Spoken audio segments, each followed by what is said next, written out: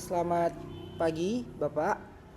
Kami dari kelompok 2 dengan bisnis plan yaitu Ayam Kampung Super, yaitu revolusi protein sehat dengan investasi strategis peternakan ayam kampung super, yang dimana kami menyajikan standar baru pangan nasional dengan statement ASU yaitu aman, sehat, utuh, dan halal. Saya Rivaldo Sahatwa Sidauruk. Saya Yogi Andreas Nenggulan. Di sini saya sebagai founder akan menjelaskan ringkasan singkat mengenai bisnis plan kami, Ternak Ayam Kampung Super. Di sini saya sebagai founder membaca permintaan masyarakat. Permintaan ini didominasi oleh metode konvensional karena banyaknya ternakan ayam yang kurang higienis. Kemudian di sini ada grafik pertumbuhan ayam kampung yang in general sebenarnya ada lumayan banyak tahap, tapi kita ambil 4 pengelompokan, di mana dari 4 ini ada 2 tahap yang paling krusial. Yang pertama ada di fase menetas dan fase grower. Kemudian dia berlanjut ke fase starter awal umur 1-4 minggu. Kemudian di fase yang ketiga itu fase grower, ini salah satu tahap fase finalisasi sebelum dia menjadi daging utuh. Kita harus memastikan ayam itu menjadi padat dan berisi lebih berkualitas dibanding ayam pada umumnya. Masalah kesehatan. Untuk menutupi celah supply tersebut, pasar dipenuhi ayam boiler. Pasar itu dipenuhi dengan ayam boiler. Namun demi kecepatan, tak jarang ayam tersebut itu terpapar dengan residu antibiotik dan zat kimia lainnya yang berdampak buruk pada kesehatan jangka panjang kita. Belum lagi dengan standar higienitas di pasar tradisional yang jauh dibilang dari kata bersih.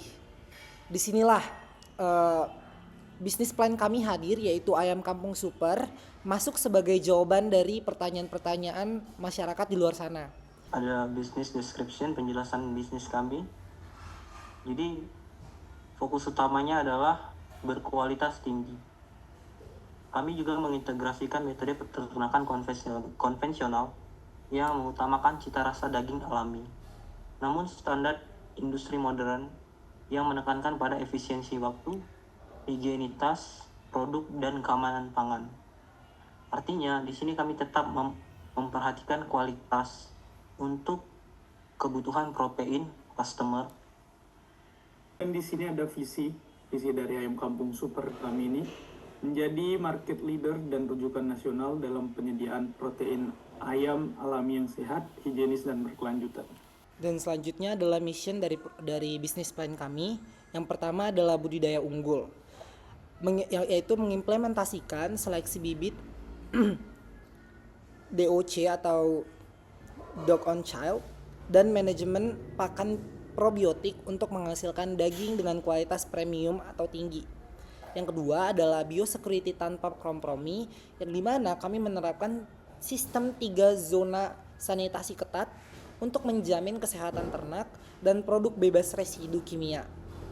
Dan yang ketiga adalah optimasi rantai pasok digital, yang dimana kami memanfaatkan teknologi digital untuk memperpendek jalur distribusi dari kandang langsung ke meja tangan konsumen. Kemudian servis dan produk. Ini jelas arah servis dan produk kami. Kami hadir sebagai solusi pembunuhan protein hewani yang mengutamakan kualitas alami, kesehatan, dan higienitas maksimal. Produk ayam Joper ini memiliki karakteristik daging yang padat, tetapi tetap bebas dari residu kimia.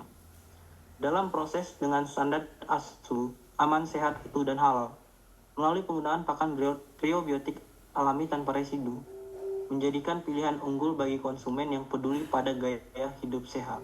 Dan di sini ada target market dan customer. Sebelumnya dibahas juga di service and products. Ya, sebagus apapun produk pangan itu, kalau kita tidak mempunyai target market dan customer tetap, tentu sebuah usaha itu tidak akan berjalan. Kami langsung saja masuk kepada bagian sektor horeca dan retail modern. Ya, di hotel, restoran, cafe, F&B yang terkenal, mungkin sekarang kita target kita akan menyuplai ke mereka, karena kami tentu tidak hanya menghasilkan kuantitas tapi kualitas, sekali lagi dengan sertifikasi ASUH yang kami miliki tadi. Kemudian bagaimana cara kami mencapai mereka? Kami sudah mencoba untuk menerapkan strategi 4P yang mungkin pernah disampaikan oleh McCarthy. Yang pertama itu mungkin ada promotion, sekarang kami lagi mengencarkan promotion karena target market kami ini sebenarnya untuk orang yang sekarang sedang membaca sosial media tentang peduli gaya hidup sehat. Dan yang selanjutnya adalah kita menggunakan dua gaya berbisnis. Yang pertama adalah segmentasi pasar atau who we serve atau siapa yang kita layani, dan yang kedua adalah strategi 4P yang dimana produk adalah ayam kampung super yang dimana kita jual dengan kualitas premium yang tersertifikasi halal dan NKV-nya juga jelas dengan kemasan vacuum yang sudah dipastikan aman.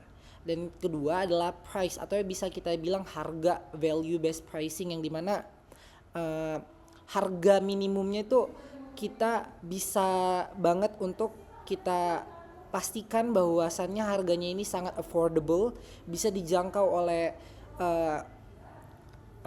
yang digaji dengan UMR itu sangat bisa, karena perbandingan di antara harga ayam kampung super kami dengan ayam boiler itu tidak jauh berbeda ya. Kemudian competitive analysis and SWOT.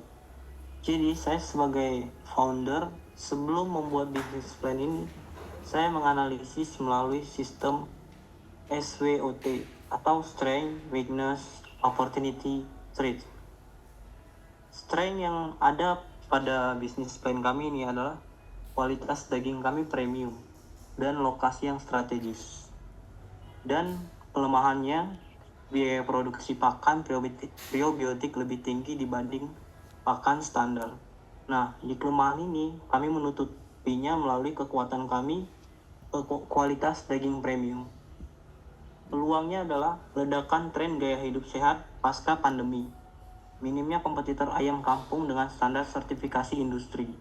Jadi ayam kampung yang kami miliki ini memiliki kualitas daging premium dan bersertifikat industri. Ancamannya risiko wabah virus flu burung, tetapi kami tetap memiliki mitigasi melalui implementasi biosecurity 3 zona secara disiplin. Kemudian di sini ada bagian marketing plan, mungkin sudah dibahas dan disinggung di slide sebelumnya. Kemudian di strategi eksekusi pemasaran, yang pertama itu ada di content marketing.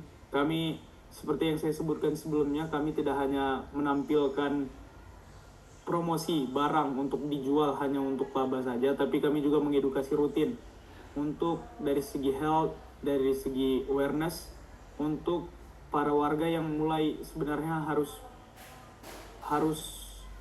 paham dan harus mengerti tentang bagaimana pentingnya kesehatan di era sekarang melalui platform-platform media sosial seperti TikTok, Instagram, dan sebagainya.